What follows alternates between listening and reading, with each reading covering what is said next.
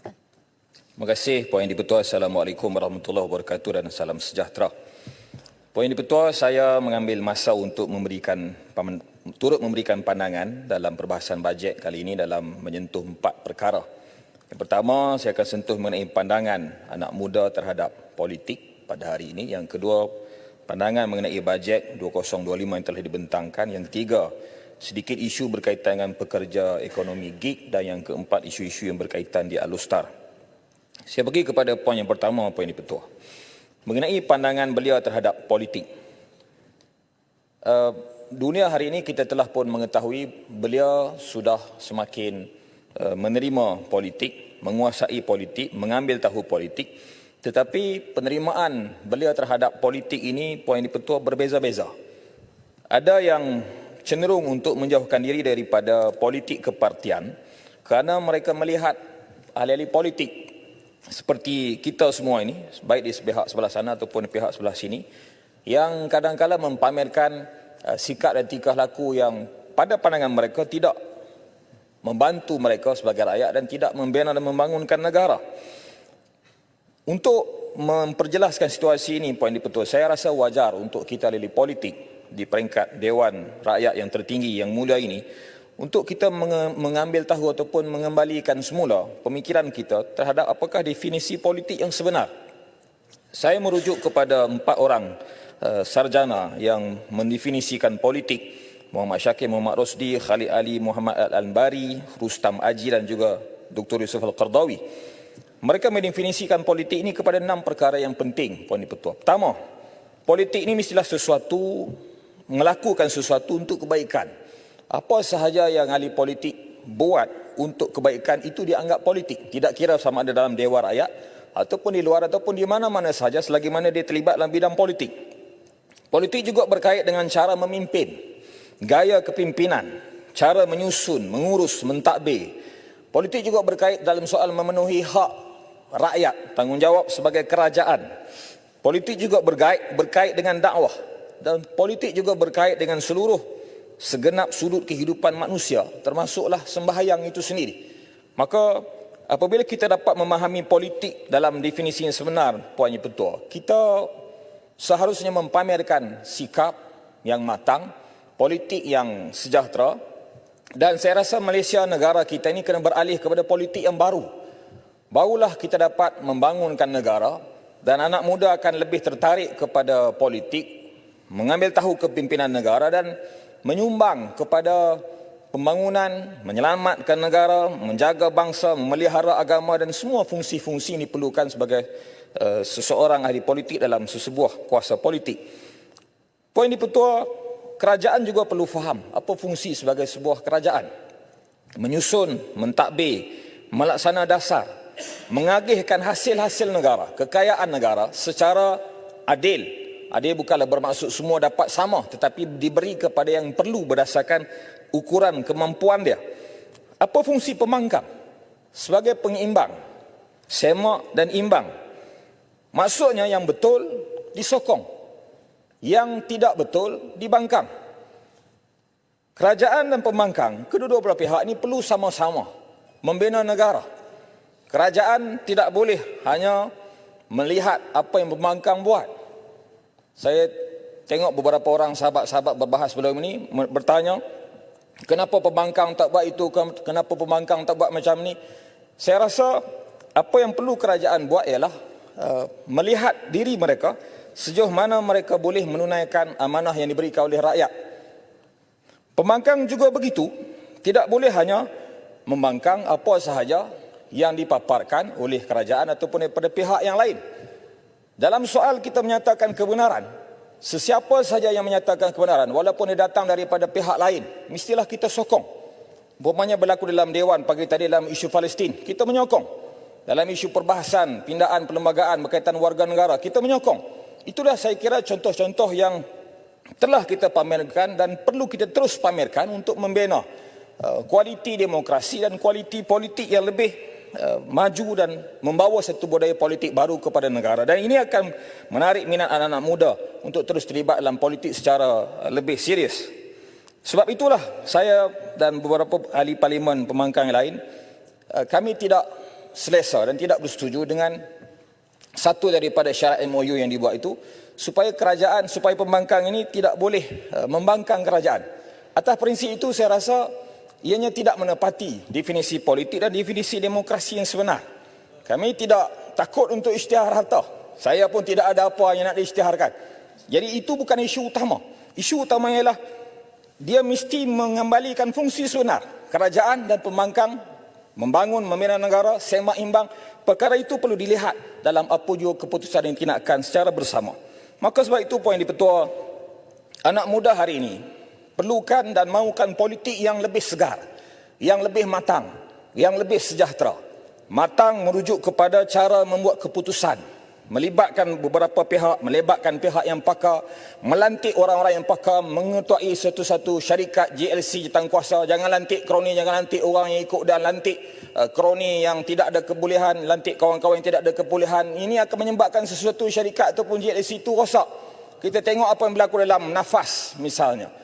Berlaku kepincangan yang kita semua tak setuju. Saya yakin pihak kerajaan juga tak setuju. Kami juga, pihak pembangkang juga tidak bersetuju.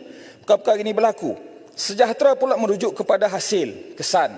Sesuatu keputusan itu dibuat, memberi kesejahteraan kepada semua pihak. Sama ada di pihak sebelah sana atau pihak sebelah sini. Ataupun mana-mana pihak tanpa melihat warna bendera politik, bangsa ataupun agama mereka. Poin yang kedua, poin yang di-Pertua ialah pandangan saya tentang bajet. Seperti yang telah saya sebutkan sebelum ini dan disebut oleh rakan-rakan lain sebelah sini ataupun sebelah sana, susunan keutamaan perbelanjaan negara ini mesti rujuk kepada 3 perkara yang penting. Pertama, saya menggunakan neraca pertimbangan yang disebutkan dalam Islam, yang disebut sebagai ad-daruri. Daruri ini maksudnya perkara yang mesti ada, benda asas. Tanpa perkara tersebut manusia tak boleh hidup. Contohnya benda yang bersifat makanan, tempat tinggal, kesihatan, keselamatan, ilmu. Perkara yang kedua, setelah dipenuhi ad-daruri itu tadi, barulah dipenuhi perkara yang bersifat hajiat ataupun perkara yang boleh melengkapkan hidup manusia. Tak ada boleh hidup, tapi kalau ada lebih lengkap, lebih sempurna. Dan yang ketiga, barulah dilihat kepada aspek-aspek aksesori, hiasan ataupun apa yang dipanggil sebagai tahsiniat, benda yang mempercantikkan, memperelokkan. Selain daripada kerajaan mengemukakan bajet dengan melihat kepada berapa banyak kantung negara yang hendak diisi, kerajaan juga perlu melihat kepada kantung rakyat, poket rakyat, keperluan rakyat yang perlu diisi. Apa lagi yang masih tak cukup? Kenapa tidak cukup? Cara melihatnya lah dengan melihat kepada keutamaan ad-daruri itu tadi. Makanan, tempat tinggal, keselamatan, kesihatan, keilmuan. Selain daripada kerajaan mengemukakan plan perancangan, rakyat juga mesti dilihat. Maknanya pendekatan itu berlaku dua hala poin yang di-Pertua. Top down dengan izin dan juga bottom up approach. 2 pendekatan pembangunan ini mesti dilaksanakan, barulah sesuatu plan pembangunan. Contohnya bajet ini akan bersifat holistik. Maka atas asas itu poin di-Pertua, saya menegaskan ilmu ini, pendidikan ini dia bukan perniagaan. Kita tidak boleh menjadikan pendidikan ini satu bidang yang boleh mengaut untung. Ini telah berlaku dalam sektor kesihatan. Orang yang ada duit, dia boleh dapat makanan yang sihat, ubat yang sihat, layanan yang baik. Tapi orang yang tidak ada duit, kumpulan-kumpulan yang miskin, orang-orang yang susah, orang kampung, dia terpaksa pergi kepada hospital-hospital kerajaan yang tidak ada kemampuan. Doktornya buat sehabis baik, tapi sebab pas sakit lalu ramai, fasiliti tak cukup. Maka akan wujud kasta. Ini tak boleh. Sepatutnya hal kesihatan rakyat ni dia mesti dilayan sama. Dia tidak ada yang kaya dilayan baik, yang tidak kaya dilayan tidak baik. Saya kurang bersetuju dengan cadangan kerajaan untuk menarik semula subsidi kepada golongan yang disebut kaya ataupun maha kaya. Saya tidak bersetuju istilah maha kaya itu, saya sebut golongan kaya. Subsidi pendidikan. Mereka juga berhak mendapat ilmu dan mendapat suasana pembelajaran yang selesa tanpa melihat siapa ibu bapa, berapa kadar kemampuan keuangan ibu bapa. Poin ini betul saya ambil contoh kalau orang naik kapal terbang. Kalau kita bayar lebih, kita boleh dapat business class ataupun first class. Layanannya berbeza, kursinya selesa. Economy class, harganya biasa, layanannya begitu yang telah kita faham. Apakah nanti kalau kita tarik semula subsidi pendidikan tinggi daripada golongan yang kaya ini, adakah nanti akan wujud di sekolah, di pusat pengajian, perbezaan kelas yang begitu? Mungkin waris-waris yang membayar mahal akan mempertikai kenapa anak dia begini, tak selesa. Kenapa orang yang bayar yuran murah pula akan pertikai? Nanti dalam kalangan pelajar pula akan ada jurang. Oh, hang tak apalah, hang anak orang kaya, aku anak orang miskin. Hang tak apa, bapak hang bayar gaji yuran mahal, aku bayar yuran, tak boleh bayar yuran.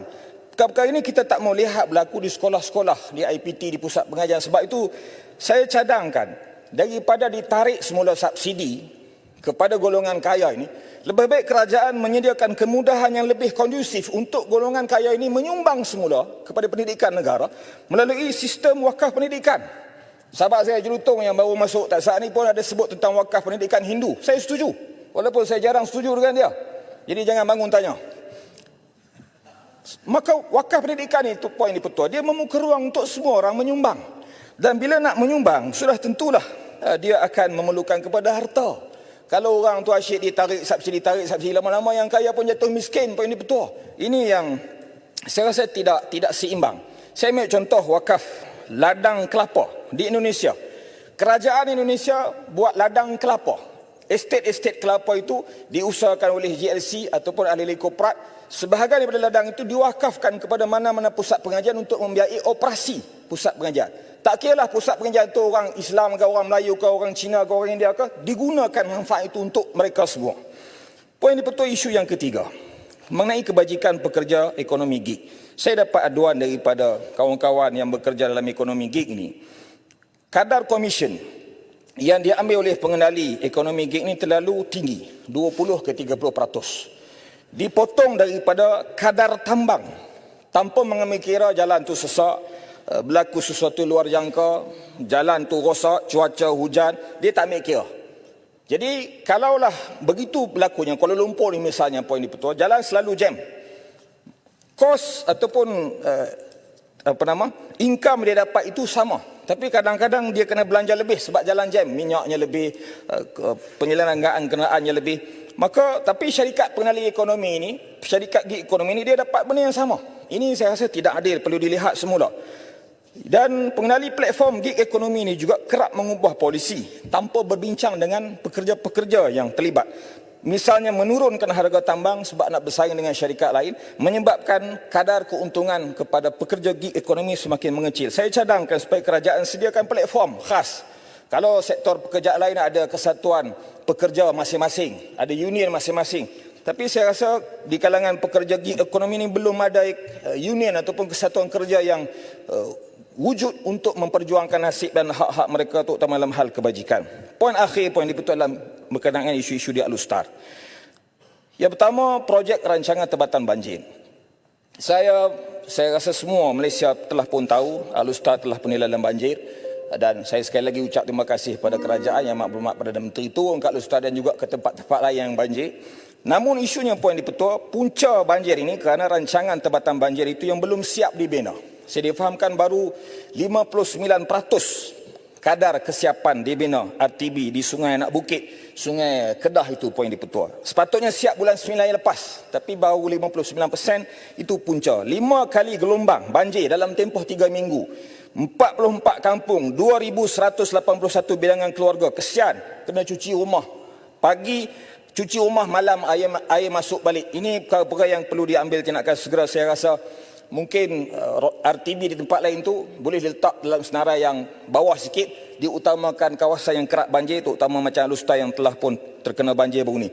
Juga 9,000 hektar kawasan sawah padi terjejas dan tenggelam akibat banjir. Pesawah rugi, padi terjejas. Ini semua menjejaskan keadaan kita. Yang kedua, isu Alustar poin dipetua ialah mengenai jejantas eskalator dengan izin di kompleks Pekan Rabu. Ini telah pun rosak sejak sekian lama. Saya rujuk kepada pihak PBT, pihak ICU yang ada di Kedah. Mereka mengatakan ini peruntukan daripada Kerajaan Persekutuan, tapi tidak ada peruntukan untuk menyelenggara. Jadi kos selenggara tinggi. Saya mohon kerajaan pertimbangkan sedikit peruntukan tetap untuk penyelenggaraan eskalator kerana dia pemangkin kepada ekonomi peniaga-peniaga di Pekan Rabu. Dan yang kedua akhir, saya pergi dengan pantas poin dipetua, saya nak tanya apa status pelaksanaan projek jejak warisan yang telah pun dilaksanakan oleh Plan Malaysia. Saya ucap terima kasih kerana melibatkan saya juga dalam mesyuarat perbincangan tersebut di Alustar. Ini penting untuk memangkin, memelihara Bandaraya Alustar sebagai bandaraya warisan yang tertua di dunia. Dan yang akhir sekali poin dipetua mengenai isu perkhidmatan KTM komuter dan stesen KTM di Alustar. Saya rasa semua ahli dewan berkongsi pandangan yang sama dengan saya. Gerabak-gerabak kereta api ini penuh. Bila kerajaan umum nak naikkan ataupun nak tarik subsidi RON 95 dan diesel yang telah pun tarik, pilihan yang ada pada rakyat ialah public transport. Maka salah satu yang rakyat pilih ialah perkhidmatan kereta api. Tapi sebab gerabak terlalu penuh, saya cadang kerajaan kena tambah gerabak itu dan buat penambahbaikan. Tempat parking terhad. Di Alustar misalnya ada 2 tempat parking. Satu saja yang buka, satu lagi tutup. Kenapa ditutup? Kenapa tak dibuka? Laluan mengambil, menurunkan pelumpang, tak selesa, sempit. Keselamatan kenderaan di tapak parkir, orang parking di situ untuk pergi ke stesen. Kadang-kadang motosikal hilang dan stesen-stesen KTM ni perlu dihubungkan dengan kemudahan pengangkutan awal yang lain bagi menyempurnakan first mile to last mile yang dicadangkan oleh pihak kerajaan. Poin ini Petua, saya tutup ucapan saya ini dengan pantun, tugas pembangkang jadi pengimbang, jadi kerajaan jangan temberang, benda yang baik kami julang, benda yang salah kami tentang. Sekian, terima kasih. Assalamualaikum warahmatullahi wabarakatuh.